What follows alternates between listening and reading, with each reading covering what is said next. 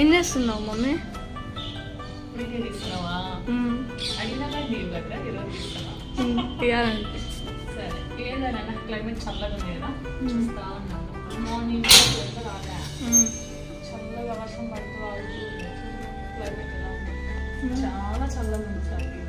సరే కానీ మమ్మీ నాకు వేడి వేడిగా మిర్చి బజ్జీలు తినాలనిపిస్తాను. తిన్నా బజ్జీల కోసం కాకానా చేసుకున్నాం వీడియో అయితే. ఓకే.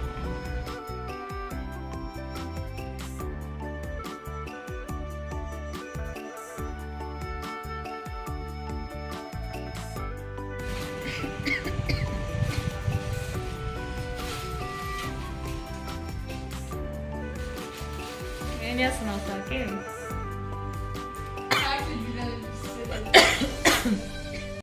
హాయ్ అండి, welcome to my channel smart స్నామ్. ఎలా ఉన్నారండి అందరూ? బాగున్నారా? నేనైతే చాలా బాగున్నాను.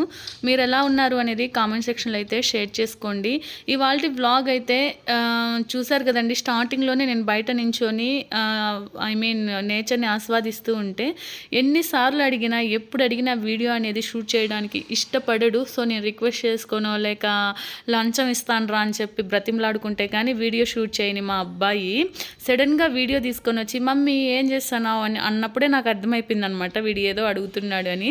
సో మామూలుగా ఏంటంటే వీడు పిండి వంటలు పెద్దగా తినడండి, అంటే మిరపకాయ బజ్జీలు కానీ ఇలాంటివి పెద్దగా తినడు. ఒకసారి మా ఫ్రెండ్ వాళ్ళ ఇంటికి వెళ్ళామన్నమాట. సో అక్కడ ఏంటంటే తను మిరపకాయ బజ్జీలు చేసింది. అందులో ఏంటంటే ఆనియన్ ఇవంతా కూడా వేస్ట్ చేస్తారు కదా మసాలా లాగా. సో అంటే కట్ బజ్జీలు అంటారు కదా, అలా చేసి పెట్టింది అనమాట. ఆ రోజు చాలా బాగా తిన్నాడు. ఇంకా నన్ను అడుగుతున్నాడు. నిజం చెప్పాలంటే నాకేం పెద్దగా బజ్జీలు వేయడం రాదు. సర్లే వాడు అడిగాడు కదా అని చెప్పి ఇంకా మిరపకాయలు తెప్పించి పెట్టున్నా అనమాట. సరే అని చెప్పి ఇంక ఇక్కడైతే బజ్జీలు వేస్తున్నాను. సేరా బజ్జీల కోసం కాకపడుతున్నావు అంటే కాదు మమ్మీ అంటారు కదా, వాడైతే అలా ఏం చెప్పడండి, ఏది ఉంటే అదే చెప్పేస్తాడనమాట. అంటే అబద్ధం చెప్పడము, కన్నింగ్ ఇలాంటివి ఏమీ తెలియదు వానికి. ఆ విషయంలో మాత్రం నాకు చాలా హ్యాపీ అనిపిస్తుంది. ఏంటంటే వాడు ఇంకా చిన్నపిల్లల చేష్టలు చేస్తుంటాడు. సో అది నాకు కోపం వస్తూ ఉంటుంది. ఇంకా ఏదన్నా అంటే ఇంకా మా హస్బెండ్ వీళ్ళు ఏమంటారంటే నీకు లేకుంటే కదా వాడికి రాకుండా ఉండను అనేసి అంటే నేను కూడా ఎక్కువ అట్లనే బిహేవ్ చేస్తూ ఉంటానన్నమాట. సో ఇంకా ఏరా మిరపకాయ బజ్జీల కోసం కాకపడుతున్నావు అంటే హా మమ్మీ అంటున్నాడు వాడు, లేదు అని చెప్పకుండా. సరే అని చెప్పి ఇంకా నవ్వు వచ్చేసింది. వెళ్ళి స్టార్ట్ చేసేసాను అనమాట మిరపకాయ బజ్జీలు వేసాను. ఇంక ఇక్కడ వచ్చేసి నేను కట్ చేసి అందులో మసాలా పెడుతూ ఉన్నాను. ఇంతలో వచ్చేసి ఏంటంటే నేను అక్కడ పెట్టేసరికి మా హస్బెండ్ వచ్చి డింగ్మని తీసేసుకుంటున్నారు. అరే నేను చేసి ఖాళీగా ఉన్నప్పుడు వచ్చి తీసుకోమన్నా తీసుకోగాని నేను ఏదో వీడియోకి సెట్ చేసుకుంటున్నాను కదా, ఒక వీడియో తీసుకొని అబ్బా అని చెప్పి అంటున్నాను. అయ్యయ్యో అవునా సారీ అని చెప్పి పక్కకి వెళ్ళిపోతున్నాడు అనమాట. సో ఇంక ఇక్కడ ఏంటంటే బజ్జీలు ఇవన్నీ చేసేసాను కదండి, ఒకసారి మనం టేస్ట్ చేద్దాము అని చెప్పి ఫస్ట్ నేనే టేస్ట్ చేశాను. అక్కడ మా అబ్బాయి వీడియో తీసి అంతేలే మమ్మీ అడిగింది నేను తినేది నువ్వా అంటున్నాడు. ఇంకా వెంటనే మా హస్బెండ్ వచ్చి ప్లేట్ తీసుకున్నాడు అనమాట. అంటే వాళ్ళకి ఆకలి అవుతుందో మరి చల్లగా ఉంది కదా క్లైమేట్, తినాలనిపిస్తుందో తెలీదు. సరే అని చెప్పి ప్లేట్ తీసుకున్నాడు. నేను వేస్తున్నాను అనమాట. ప్లేట్లో రెండు వేసాను. ఇంకా అంతలోనే మా చిన్న అబ్బాయి కూడా నిద్రలేసి వెళ్ళిపోయి అక్కడే కూర్చున్నాడు. వాళ్ళు తినిపిస్తున్నారు. ఇంకా నేను కూడా ప్లేట్లో పెట్టుకొని వచ్చేసాను అనమాట. కొన్ని అయితే కట్ చేయలేదు, మసాలా ఏం పెట్టుకొని నార్మల్ బజ్జీలు ఉన్నాయి, అవి నాకు ఇష్టం అనమాట. సో అలా తినేసిన తర్వాత ఇంకా ప్లాట్ఫామ్ అవన్నీ కూడా క్లీన్ చేసేసుకున్నానండి. ఇంకా గిన్నెలు అయితే ఇవాళ కొద్దిగానే ఉన్నాయి, అవి కూడా క్లీన్ చేసేద్దామని చెప్పి చేసేసాను. ఇంకా ఏంటంటే అలానే పెడితే నైట్ ఎక్కువైపోతున్నాయి. సో ఇప్పుడున్న క్లైమేట్ ఏంటంటే చాలా కూల్గా ఉంది కదా, ఓపిక ఉండట్లేదు. ఇంకా చైర్ నిండా బట్టలు ఉన్నాయి, మడత పెట్టాలి. సో గిన్నెల పైన అయిపోయిన తర్వాత ఇంకా చెత్తలు తొయ్యాలి, మళ్ళీ స్నానం చేయాలా, నైట్ డిన్నర్ ప్రిపేర్ చేయాలా, గుడికి వెళ్ళాలా, చాలా వర్క్ ఉందన్నమాట. అందుకని చెప్పి ఇంకా త్వరగా ఆ గిన్నెలు క్లీన్ చేసేసి ఇక్కడైతే అల్లం టీ పెడుతున్నాను. యాక్చువల్లీ మా హస్బెండ్కి అయితే టీ కాఫీలు అలవాట్లేదండి, ఎప్పుడో రేర్ అనమాట. అంటే ఇట్లా క్లైమేట్ చల్లగా ఉన్నప్పుడు ఏమైనా ఆయిల్ ఫుడ్ తిన్నప్పుడు కొంచెం లైట్గా అల్లం టీ తాగుతారు. అందుకని ఇంకా నేను టీ పెట్టుకుంటుంటే అల్లం టీ పెట్టు నేను తాగుతానని చెప్పి అన్నారనమాట. సర్లే అని చెప్పి ఇంకా అల్లం వేసి టీ పెట్టాను. అది రెడీ అయ్యే లోపల ఇంకా చెత్తలు దోసేద్దామని చెప్పి చెత్తలు దోస్తున్నానండి. చాలా వర్క్ అయితే ఉంది. ఇవంతా ఒక ఎత్తు అయితే మా చిన్న అబ్బాయిని చూసుకోవడమే నాకు పెద్ద వర్క్, ఒక టాస్క్లా అయిపోతుంది. ఏం చేయాలో ఏంటో అర్థం కావడం లేదు ఫ్రెండ్స్ అసలు. కానీ ఇక్కడ ఇంకో విషయం ఏంటంటే నేను థంబ్నెయిల్ టైటిల్లో చెప్పాను కదా, కోరి కష్టాలు తెచ్చుకోవడం అంటే ఇదేనేమో అని. అవునండి, యాక్చువల్లీ మా నాన్న, అమ్మ, హస్బెండ్ వీళ్ళందరూ ఏమంటున్నారంటే నీకు ఇంట్లో చేసుకొని మళ్ళీ చిన్నోడిని పట్టుకోవడం కష్టం కదా, పనావిడిని పెట్టుకో అని చెప్పి ఫోర్స్ చేశారు. ఇంకా గత ఒక 2 months నుంచి కూడా నాన్న కూడా ఫోన్ చేసి చెప్తున్నారు, నువ్వు పెట్టుకో నాన్న, పని మనిషిని పెట్టుకో అని చెప్పి అంటున్నారు. అమ్మ కూడా అదే చెప్తుంది, ఎందుకు ఇంట్లో చేసుకొని మళ్ళీ వాడిని చూసుకొని టైర్డ్ అయిపోతావు కదా, ఎందుకు అదంతా, పని మనిషిని పెట్టేసుకుంటే ఆవిడ అన్ని పనులు చేసేస్తుంది కదా, ఇంకా తర్వాత నువ్వు బాబుని చూసుకొని నువ్వు రెస్ట్ తీసుకునేట్లు ఉంటుంది కదా అని చెప్పి అంటున్నారు. లేదు వద్దు, నాకు ఇంట్లో పని నేనే చేసుకుంటాను అని చెప్పి చెప్పాను.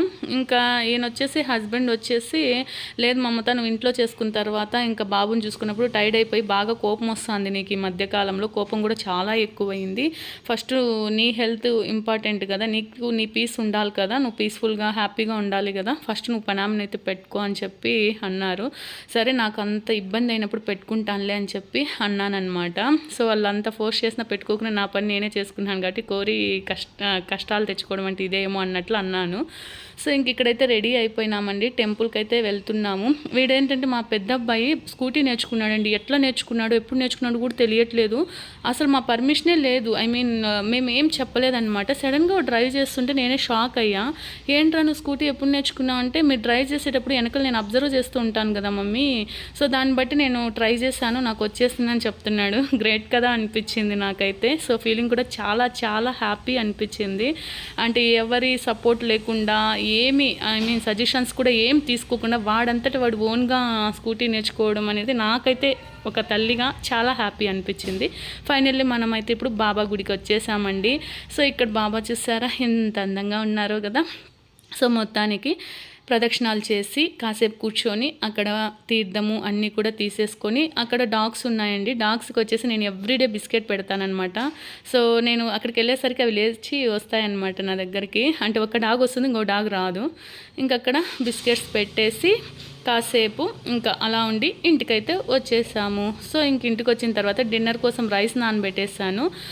ఇక్కడ వచ్చేసి రసం ప్రిపేర్ చేస్తున్నానండి. సో నేను చేసే రసం మా అబ్బాయి వల్ల మేడంకి చాలా ఇష్టం అంట. ఒకరోజు అడిగారని చెప్పి తీసుకెళ్ళాడు వీడు, చాలా బాగుందని వాళ్ళ ఫ్రెండ్స్ వాళ్ళ మేడం చెప్పారంట. సో మనం చేసిన వంట ఎవరైనా బాగుంది అంటే ఆ ఫీల్ వేరే లెవెల్ కదా అసలు. సరే ఇంకా ఇక్కడ రసం అనేది ప్రిపేర్ చేస్తున్నాను, రైసు రసం అండి. ఆల్రెడీ ఆఫ్టర్నూన్ చేసిన కొత్తిమీర పచ్చడి, పెరుగు, ఇంకా అవి ఏమంటారు నంజుకోవడానికి మిక్చర్ ఉంది. ఇదండి ఇవాళ డిన్నరు అండ్ ఈవినింగ్ నుండి నేను షూట్ చేసిన వ్లాగ్. అండ్ ఐ హోప్ మీకు నచ్చింది అనుకుంటున్నాను. నచ్చింటే లైక్ చేసి షేర్ చేసి కామెంట్ చేయండి. Thank you for watching, bye. And మళ్ళీ ఒకసారి రిక్వెస్ట్ చేసుకుంటున్నానండి, వీడియోని అయితే లైక్ చేయండి ఫ్రెండ్స్. మీరు ఇచ్చే లైక్ ఏంటంటే మన వీడియో చాలా ఎక్కువ మందికి రీచ్ అవుతుంది, దానివల్ల మనకైతే యూట్యూబ్ ద్వారా ఇన్కమ్ వస్తుంది. వచ్చిన ఇన్కమ్తో మనం కొన్ని మంచి పనులు అయితే ఫ్యూచర్లో చేద్దామండి, ఓకేనా.